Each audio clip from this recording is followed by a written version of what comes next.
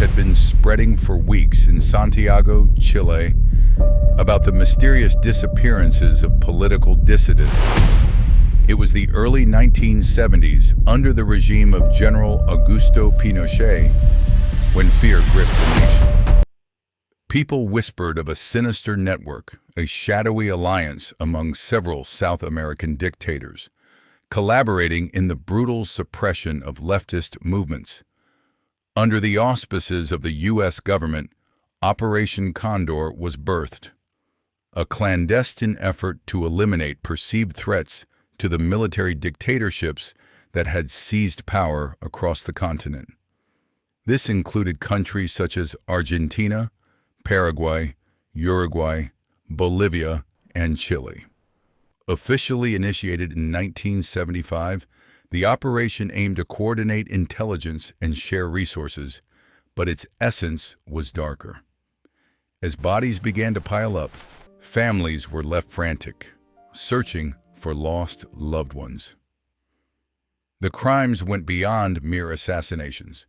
Torture, disappearances, and orchestrated killings marked a chilling era. Thousands were reported missing, and global human rights organizations started sounding alarms. An Anderson report surfaced revealing systematic efforts by the U.S. to not just support these regimes, but facilitate their violence. Declassified documents showed that American officials held conversations about the need to clamp down on leftist influence, even blatantly advising these governmental troubleshoots. In Argentina, the infamous Navy's mechanical school became a center for such evil. Detainees, often innocent civilians, experienced unspeakable tortures. Women, some pregnant, were detained, only to give birth in secret prisons, where newborns were stolen and distributed to loyalist families.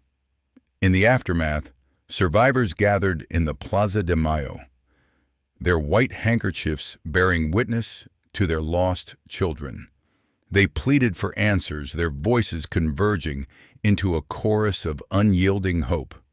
Yet, the response was met with silence, or worse, government retaliation.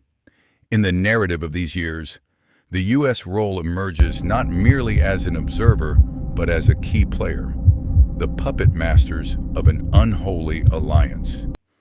Prominent figures like Henry Kissinger have since been implicated, with questions raised about America's moral responsibility.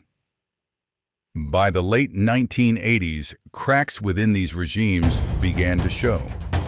As the world turned its eyes towards South America, organizations emerged dedicated to recovery and truth.